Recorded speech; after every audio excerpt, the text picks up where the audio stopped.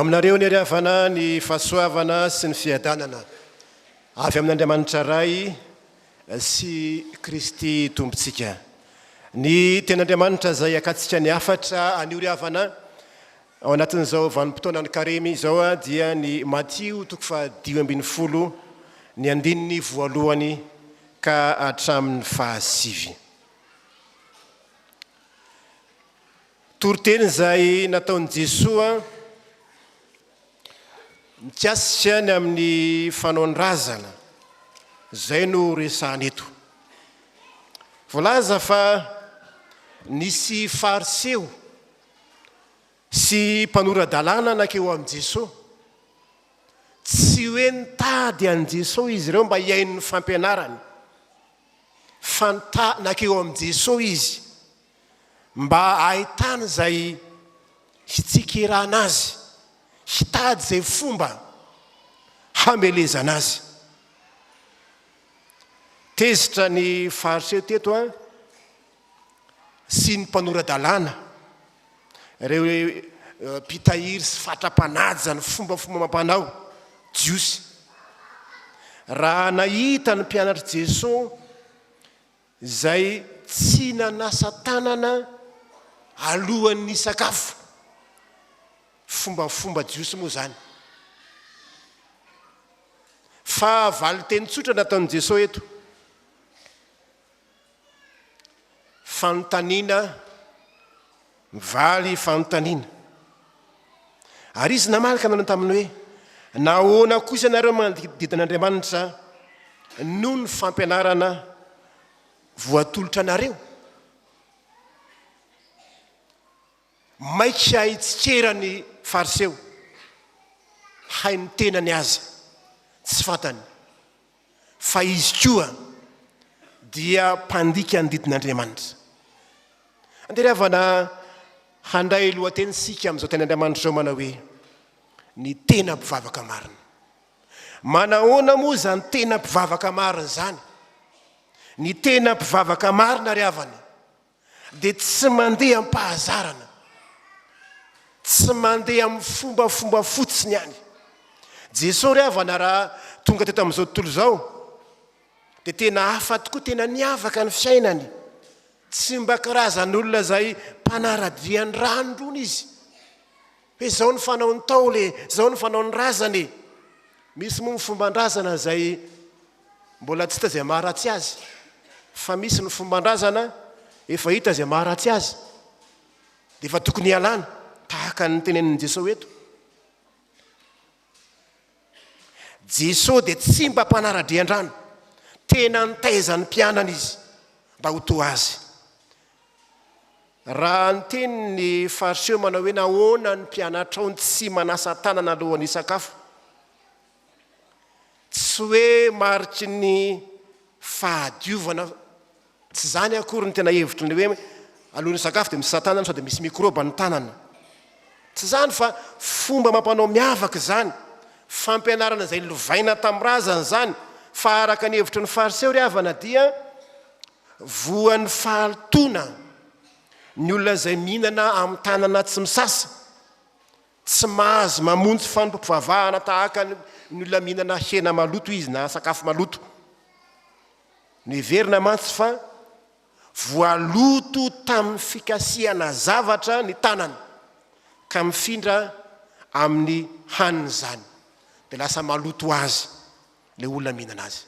Zany ny tananao zany nandehandeha tany mikasika biby maloto tany sy ny sisa, dia tsy maintsy sasanao ny alohan'ny sakafo satria mifindra amin'ny haniny iny dia lasa maloto koa ianao avy eo.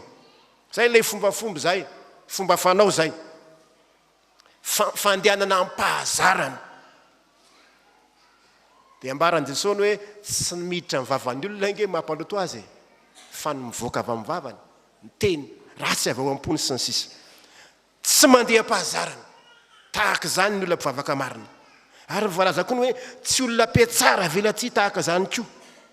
Zany hoe mody manompo an'Andriamanitra fa eo atendromolotra fotsiny, tahaka ny Fariseo izay mampiseho ny tena ny fampivavaka marina, mpanaja lalàna. Kanefa ny fiainany manontolo dia feno fanoherana an'Andriamanitra, tsy manaja ny didin'Andriamanitra.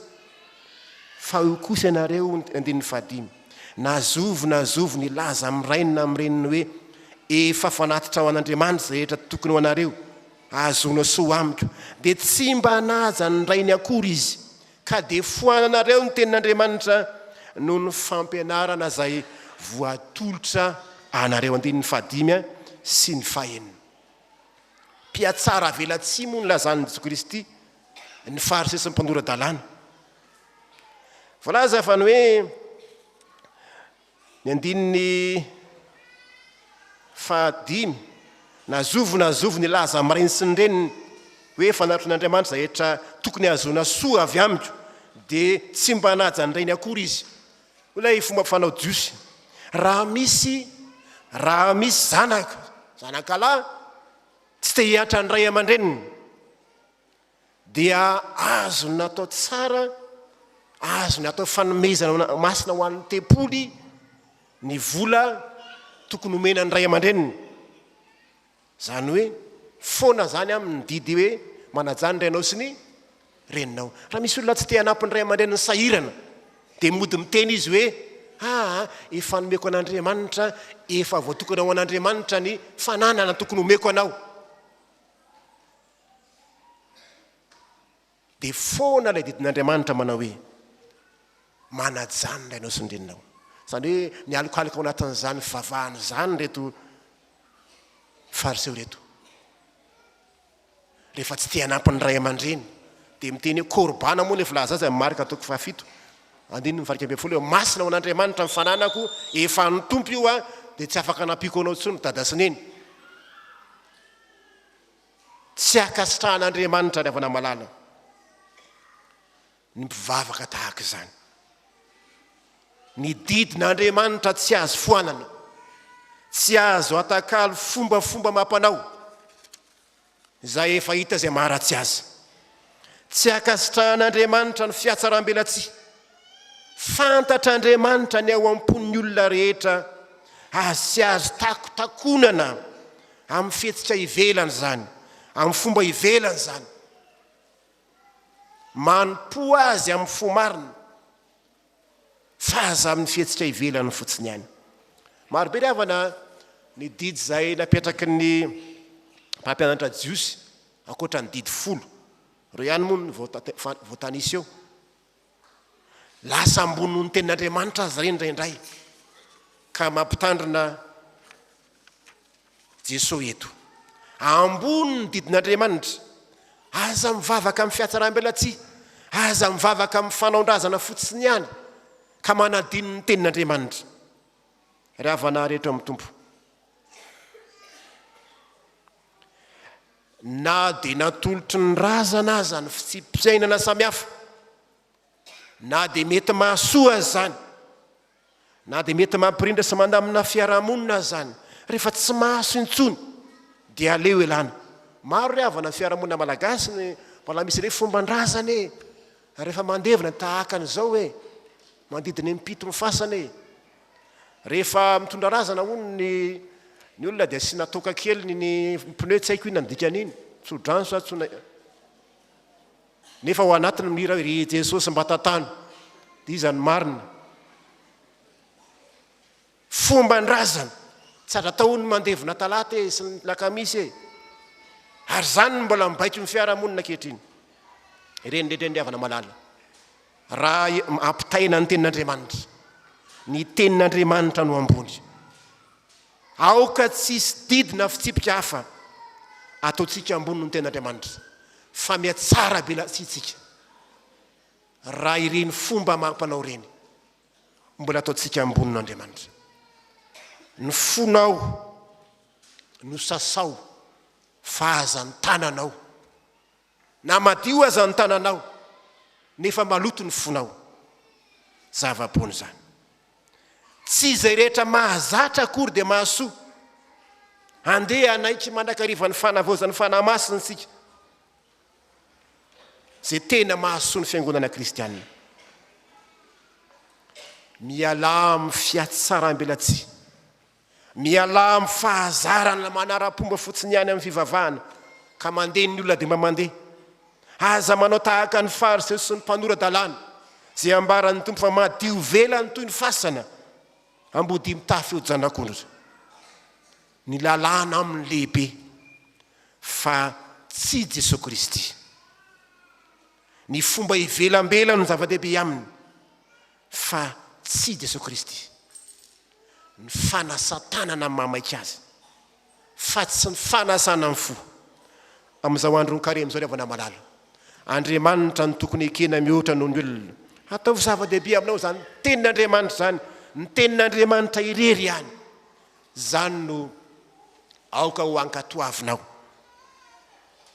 Fa ny faharoa ry havana, ny tena mpivavaka marina eto dia tsy veriny maina ny fivavahany. Tsy veriny maina ny fivavahany. Andeha ry havana mba avaka itsika ny andininy 5. Naran'ny tompo andininy 5. Koa foana ny ivavahan'ireo amiko raha mampianatra ny didin'Andriamanitra ho fampianarana izy. Foana. Iny adika zany pokaty. Tsisy miaina.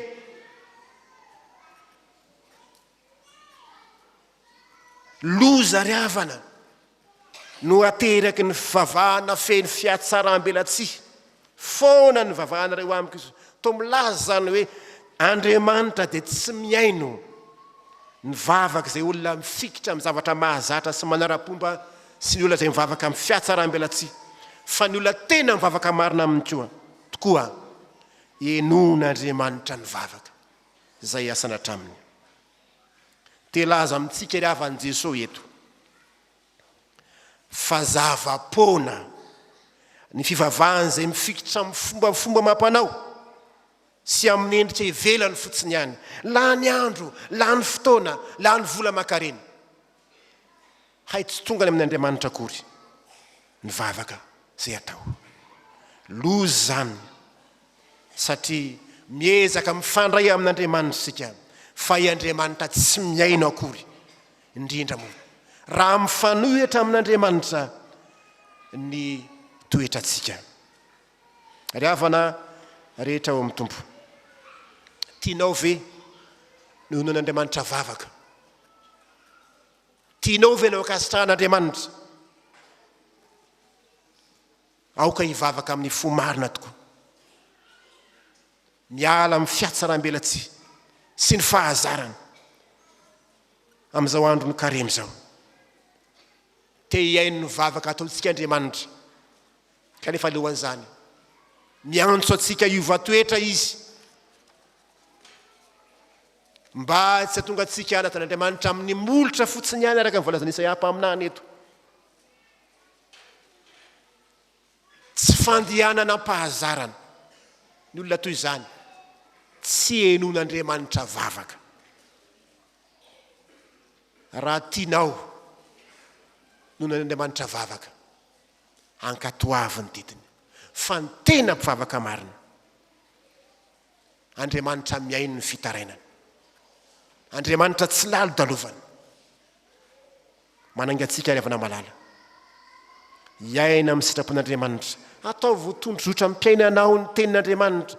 Ny tenin'Andriamanitra ny tari-dalana anao. Ny tenin'Andriamanitra ny fototra iainganao. Fa raha zany noho izy miaino vavaka ataonao Andriamanitra. Aza miseho fotsiny ivelany fa mpivavaka nefa ny toetra any amin'ny fiarahamonina tsy arakaraka izany. Tsy ilaina ny filandera tahaka ny Fariseo. Tsy ilaina ny tarasy fomafomba izay tsy mampandroso. Fa aoka hanahika ny fanavaozan'ny fanamasintsika amin'izao andro ny karemy izao. Ataovy amin'ny fo ny fanompoana ny tompo fa aza atao eny molotra fotsiny ihany. Aza mivavaka mba ho hitan'ny olona fa tsara toetra ianao fa mivavaha amin'ny fo. Dia ny tompo ilay mahafantatra ny fotsika izy ihany no ankinanao. Andriamanitra ny voninahitra ho aminao ny fiadanany. Amen.